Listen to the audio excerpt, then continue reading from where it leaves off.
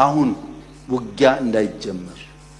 ምክንያቱም ከተጀመረ ከዚህ በፊት የምናውቀው አይደለም፣ ይበላሻል ነገር። አሁን ሚናችሁን ተወጡ። በእኛ በኩል በትግራይ ምድር አንድ ጥይት መተኮስ ፍላጎት የለንም። ከቻል ማልማት ነው የምንፈልገው። ይህ ማስፈራሪያ ከሀገሪቱ ጦር ጠቅላይ አዛዥ የተሰነዘረው ለህወሓት ሰዎች ነው። ምናልባት ይህን የሚሰማ ጆሮ ቢኖራቸው አድምጦ የሚያመዛዝን ልቡናም ከተቸራቸው በሚል ዳሩ ግን ምክር አልሰማ ያሉ መታበይ ውስጣቸውን ያሳበጠባቸው ሰዎች ወጣቶችን ከጸበል ቦታ ሳይቀር እያፈሱ ወደ ሱዳን ለማጋዝ ሲጥሩ ያ የጠቅላይ ጦሩ አዛዥ ማስፈራሪያ የሚተገበርበት ጊዜ ደረሰና በሰማይ የምትበረው ሞት ተሸካሚዋ አሞራ ድሮን ስራዋን ሰራች። አሁንም ግን የዶክተር አብይን ማስጠንቀቂያ እናድምጠው ቢሉት ረፍዶ ይሆናል እንጂ አልመሸባቸውምና ጥቂት እናስታውሳቸው። አሁን ውጊያ እንዳይጀመር። ምክንያቱም ከተጀመረ ከዚህ በፊት የምናውቀው አይደለም፣ ይበላሻል ነገር። አሁን ሚናችሁን ተወጡ። በእኛ በኩል በትግራይ ምድር አንድ ጥይት መተኮስ ፍላጎት የለንም። ከቻል ማልማት ነው የምንፈልገው።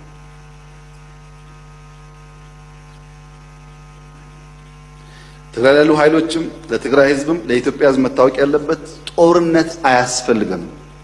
በሰላምና በውይይት ጉዳያችን መፍታት ይቻላል። ዛሬና ትናንትና አንድ አይደለም በብዙ ነገር እና ይቅር። ሎሬት ጸጋዬ ከጻፋቸው ግጥሞች አንድ የሚያስደንቀኝ ነገር አለ። እንዳይነግርህ አንዳች እውነት ይላል ርዕሱ። እውነቱን ፈልቀህ እንዳታወጣ ደንስ ጎበዝ፣ ደንስ ጀግና፣ ከረባትህን አውልቅና ይላል። ለምን? እውነቱን ላለማወቅ። በጭፈራ ራስን ሸውድ ነው ግጥሙ የሚለው። ሟቹ የቀድሞው ጠቅላይ ሚኒስትር አቶ መለስ ዜናዊ በዘመነ ስልጣናቸው ደርግ ተንኮታክቷል፣ ድህነትም ይገረሰሳል፣ ዋናው ጉዳይ ጊዜ ብቻ ነው ሲሉ አንድ የረሱት ነገር ነበራቸው። ጊዜው ሲደርስ እርሳቸው አድራጊ ፈጣሪ ሆነው በሁለት እግሩ ያቆሙት ህወሓትም ይንኮታኮታል። አቶ መለስ ዜናዊ በጊዜው ይህን አይነት ሟርት ለመስማት የተዘጋጀ ጆሮ፣ ለማመንም የሚዳዳው ልብ አልነበራቸውም። ደግነቱ ከፓርቲያቸው ቀድመው የተገረሰሱት እርሳቸው ሆኑና የህወሓትን ቁም ስቅል ሳያዩ ቀሩ። ሞት የሚሉት ጥቁር እንግዳ ከደጃቸው ቆሞ አቶ መለስን ሲመኝ የብዙ ሰዎች ስጋት ከጠቅላይ ሚኒስትሩ ይልቅ ለህወሓት ነበረ። ህወሓት እንደ አቶ መለስ የሚተነፍስ እንደ እርሳቸው ብቻ የሚያስብ እጁም እግሩም አንድ ሰው ብቻ የሆነለት ፓርቲ ነበረ። እናም አቶ መለስ ጋዜጠኛ አበበ አስደንግጧቸውም ይሁን የተፈጥሮ ሞት ጠርቷቸው ብቻ ወደማይቀርበት ዓለም ባሸለቡ ማግስት የተፈራው ሁሉ ሆነ። ከዚያ ሁለቱን የሚሊዮን ህዝብ መሪዎች ከነጠቃው ክረምት በኋላ አንደኛው ፓትርያርክ አቡነ ጳውሎስ ነበሩ። ህወሓት የቁልቁለት ጉዞውን ተያዘው። አቶ መለስን እንተካለን ብለው ወንበራቸው ላይ ቁጭ ያሉትም ሆኑ ኃይለማርያም ደሳለኝን ከኋላ ሆነው ይዘውሩ የነበሩት ባለስልጣናት ቢቆጡ የማይፈሩ ቢናገሩ የማይደመጡ ሆኑ። የአቶ መለስ ቀኝ እጅ የነበሩት አቶ በረከት ስምዖንም ጌታቸው ከመቃብር በታች በወደቁ ማግስት ከቁም ነገር የሚጽፋቸው በጎ ፊት የሚያሳያቸው ህወሓታዊ አጡ። በዚህ ሁሉ መሃል ነበረ የህዝብ ተቃውሞና የፓርቲው የውስጥ ሽኩቻ ተዳምረው ህወሓትን በመቀሌ ድንበር አስረው ያስቀመጡት። 4 ኪሎ ላይ የነበረው እድል ፈንታቸው ጽዋ ተርታቸው የተቋረጠባቸው ባለስልጣናት ይኸው ተገፍተን መጣን ብለው በትግራይ ህዝብ ስም እየማሉ ፕላኔት ሆቴልን አጨናነቁ። በዚህ መሃል መላው ኢትዮጵያዊ አንቅሮ የተፋውን ህወሓትን የትግራይ ህዝብ እንዴት ተቀበለው የሚል ጥያቄ ጥቂት በማይባሉ ሰዎች ዘንድ ተፈጥሮ ነበረ። የትግራይ ህዝብና ህወሓት አንድ ናቸው ወይንስ ለየቅል የሚለው አነጻጻሪ ጥያቄም የፖለቲካውን ገበያ ተቆጣጠረው። ህወሓት ከፌዴራሉ መንግስት እንዲሁም ከአማራና ከአፋር ክልሎች ጋር የገጠመውን ጦርነት ተከትሎ ይሰነዘሩ በነበሩ አስተያየቶች መሃል ጠቅላይ ሚኒስትሩ ደጋግመው እንዲህ ይሉ ነበረ። የትግራይ ህዝብና ህወሓት አንድና ያው አይደሉም። ይህ የቅርብ ጊዜው የጠቅላይ ሚኒስትር ዶክተር አብይ አህመድ ምስክርነት በ1997 ዓ.ም ጭምር ይቀነቀን የነበረ ነው። እንዲያውም ህወሓት ከሌላው የኢትዮጵያ ህዝብ በባሰ የትግራይ ህዝብ ላይ ጫና ያደርግ እንደነበረ የሚጠቁም መከራከሪያ ይዘው አቶ ልደቱ አያሌው ህወሓቶችን ይሞግቱ ነበረ። እንግዲህ ህወሓቶች በስሙ ይምሉና ይገዘቱለት የነበረውን የትግራይ ህዝብን በዚህ መልኩ ነበር የሚያስተዳድሩት። ታዲያ ይህን ክስተት በቅጡ ያልተረዳው ቢረዳውም አንዳች ለማድረግ አቅሙ ያልነበረው የትግራይ ህዝብ ከ4 ኪሎ አለቆቹ ጋር ተኳርፎ መቀሌ ላይ የተሰበሰበውን የህወሓት ካድሬ ውረድ ከጫንቃይ ላይ ብሎ ሊጥለው አልቻለም። ይልቅስ በ15 ደቂቃ ኦፕሬሽን ሰሜን ዕዝን ዶጋመት አደረግነው የሚለው የአቶ ሴኮቱሬ መግለጫ ያፈነዳውን ጦርነት ያመጣበትን ፓርቲ በብዙ ቁጥር የሚቀላቀል ወጣት ተፈጠረ እንጂ ህወሓት ሰሜን ዕዝን ሲያጠቃ መከላከያው መቀሌ ለቆ ሲወጣ ቲዲኤፍ እየተባለ የሚጠራው ኃይል ደብረሲና ድረስ ሰተት ብሎ ሲገባ በሚሊዮን የሚቆጠሩ አባላቱን አሰልፎ ነበር ይላሉ ፊልድ ማርሻል ብርሃኑ ጁላ። ከዚህ ሁሉ ድራማ በኋላ የህወሓትን ሰዎች አያሳየን ይሉ የነበሩት የፌዴራል መንግስቱ ሰዎች ደቡብ አፍሪካ ላይ ከነጌታቸው ረዳ ጋር ከመከሩ በኋላ ያሳዩት የመራራት ስሜት እንኳን ዱቄት ሆኗል ለተባለው ተዋጊ ቡድን ቀርቶ አጠገባቸው ለነበሩት ለማ መገርሳና ገዱ አንዳርጋቸውም ያልታየ ነበረ። የደቡብ አፍሪካ ፕሪቶሪያ ከተማ ላይ አምባሳደር ሬድዋን ሁሴንና ጌታቸው ረዳ የፈረሙት የስምምነት ፊርማ ገና ሳይደርቅ ነበረ መንግስት በጊዜያዊ አስተዳደር ውስጥ ጣልቃ አልገባም እናንተው እንዳሻችሁ አድርጎ ብሎ ሰፊውን ሜዳ በብላሽ የተወላቸው። ይህን እድል እንደ ጥሩ አጋጣሚ ለመጠቀም ያልፈቀደው ህወሓት ግን አንድ ጊዜ ከፋኖ ሌላ ጊዜ ከሻዕቢያ ጋር ማበርን መርጦ የፌዴራል መንግስቱንም አስኮርፎ የድሮ ፖለቲካውን መጫወት ጀመረ።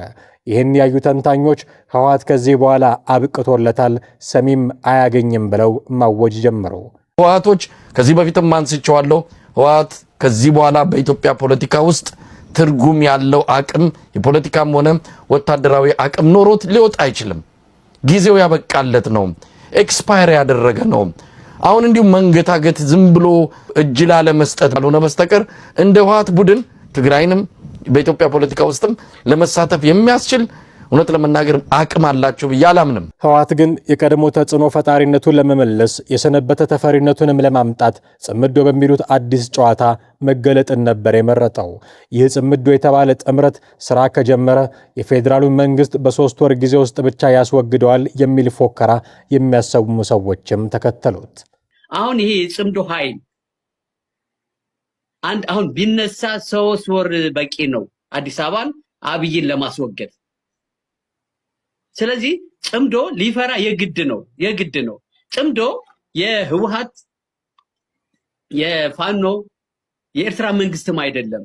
ከዛ በላይ ምስራቅ አፍሪካን ያካተተ ግብጽ አለች፣ ቱርክ አለች፣ ሩሲያ አለች። ዝም ብለህ በቃ አሰስ ካደረከው እነዚህ ከየትኛው ግሩፕ እንዳሉ ይታወቃሉ። ስለዚህ አብይ ከኤሜሬት ጋር ብቻ ነው ያለው እና ትንሽ ደግሞ ዝም ብለህ ካሰብከው ጽምዶ ከኬንያ ጋር ሊጀማምር አስቧል። ከዛ ውጭ ግን አሁን የጽምዶ ኃይል ኢትዮጵያ ውስጥ ያሉ ኃይሎች ብቻ ሳይሆን ከውጭ ኃይል የሚታገዛል። የፈለገ ይበሉ፣ ግብጽ ነች እንደዚህ ነች ጠላታችን ነች፣ ኤርትራ እንደዚህ ነች ይበሉ፣ የፈለገ ይበሉ።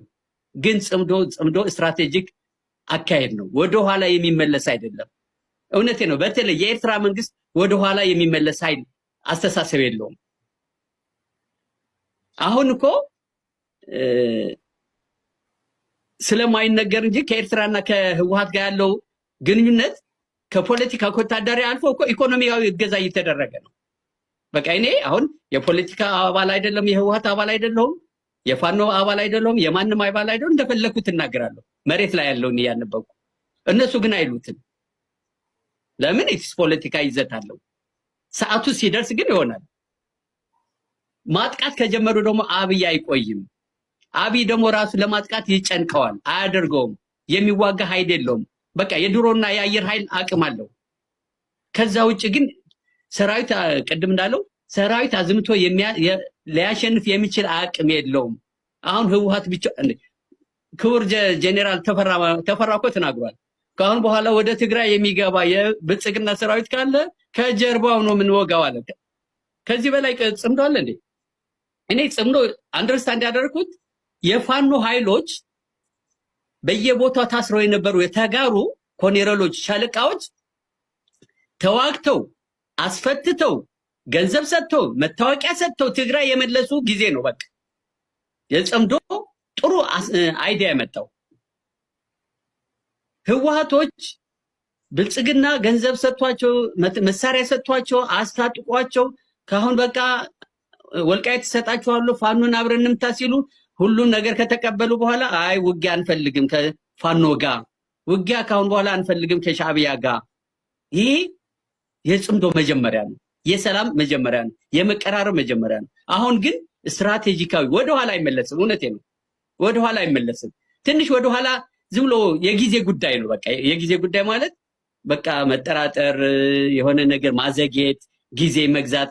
ያ ደግሞ ከህወሓት ነው፣ ከፋኖም አይደለም፣ ከኤርትራ መንግስትም አይደለም። ሐቁን ልናገር ካልክ ስለዚህ ህወሓቶቹም ወስነዋል። እኔ ትግራይ የተወሰነ ጊዜ ትግራይ ነበርኩኝ እና ጥሩ መረጃዎች ነበሩ። በቃ የትግራይ ጄኔራሎች በፋኖች ጋር የነበራቸው አስተሳሰብ እኔ በጣም ከዚህ በተቃራኒው ደግሞ ጽምዶን የፈጠሩ ትብብሩን ያቀናጁ አካላት ጥምረታቸው የጥፋት ግብራቸው የስብራት ነው የሚል ብርቱ ትችትን የሚሰነዝሩም አልጠፉም። እነዚህ አሁን እኔ ጽምዶ ተብለው ሊሰባሰቡ በሚችሉት ኃይሎች ዙሪያም ላይ የራሴ እንደ አንድ የሰብአዊ መብት ተሟጋችም የራሴ ጥያቄ አለኝ። የኤርትራ መንግስት ላይ እምነት የለኝም። በአምባገነን ስርዓት ነው፣ የሰብአዊ መብት ጥሰት በመጣስ የሚታወቅ ነው። ህወሓት የብዙ ወንጀሎች ተጠያቂ የሆነ ሌላ እኩይ ባህሪ ያለው ያገዛዝ ስርዓት ነው እና በሌሎቹ ኃይሎች ላይ ዳውት እንዲኖር ነው የሚያደርገው። በተለይ ደግሞ ከጀርባ የግብፅና የሱዳን መኖር እንደ አንድ ኢትዮጵያዊ በቃ የኢትዮጵያ የሚደግፉህ መስሎ አንዳንዴ ደግፎህ ወደ ገደል የሚሸኝህ ሰው ደግፎሃል እንዳትወድቅ እንዳትንገዳገድ ስቱ ግን እየደገፈ የት እንደሚያደርስ ማታቀውም ኃይል አለ። ይህ ጽምዶ የተባለ ጥምረት ፋኖንና ህወሓትን በአንድ ገመድ ያስተሳሰረ የልዩነት ግድግዳቸውን አፍርሰው ለጋራ ዓላማ እንዲቆሙ ያስገደደ ሆኖ ተገኝቷል። ለዚህ ደግሞ የአንበሳውን ድርሻ እየተጫወተ ያለው አስረስ ማረ ዳምጤ ነውም ተብሏል። የጽምዶ ሰዎች እየመራ የገባው አስረስ ማረ ነው እያለ ያለው። አስረስ ማረ አንዱ ፕሮጀክት በሱዳን በኩል አድርጎ ወደ ምዕራብ ኦሮሚያ ለመግባት የሚካሄደውን ፕሮጀክት ለመምራትና ወደ ምስራቅ ወለጋ ለመግባት በአባይ ጢሻ በኩል እንቅስቃሴ አድርገው የገቡ ነው የተባለ ያለው የነሱ መረጃ ነው። ጽምዶን የሚመሩት ሰዎች በአግባቡ እንኳን አማርኛና ኦሮምኛ መናገር የማይችሉ ሌላ ቋንቋ ተናጋሪ መሆናቸውንም ደግሞ ይገልጻል። እንዲሁ ዝም ብዬ አስመረላችሁ ልሂድ ነው። ይሄው ሰው አማርኛና ኦሮምኛ በቅጡ የማይናገሩ የሰሜን ሰዎች ናቸው መሪዎቹ ይላል። እናንተ ዳሹን ሙሉት። ማን ነው አማርኛ በቅጡ የማይናገር ወይም የማይችል ኦሮምኛ በቅጡ የማይናገር የማይችል የሰሜኑ ሰው ሲሆን ማን ይሆናል? የኦኤምኤን ላይ ይቀርባል። እንዲህ አይነት ጥምረት ውስጥ አንዳች ሁነኛ ቦታን ለማግኘት እየታተረ ያለው ፋኖ በራሱ ዛቢያ ላይ በሚሽከረከርበት ወቅት ደግሞ ከአማራ ክልል ውጭ መስፋፋት መጀመሩን የሚያበስሩ መረጃዎችን ማስነገር ጀምረዋል። አፋብን ለመጀመሪያ ጊዜ በተለያዩ ቦታዎች ላይ በአማራ ክልል ሲካሄድ የነበረውን ዘመቻ ከክልሉ እያወጣ ይገኛል።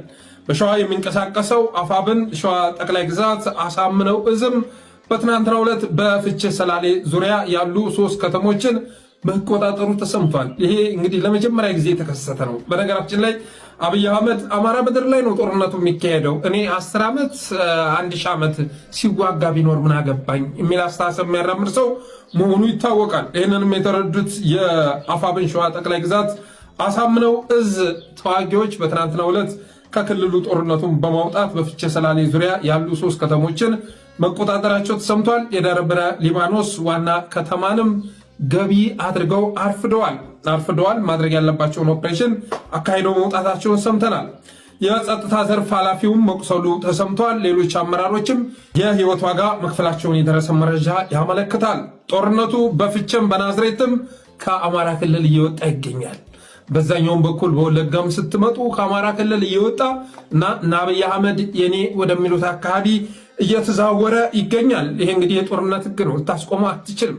ሁሉም ነገር ሂደት አለው፣ እድገት አለው።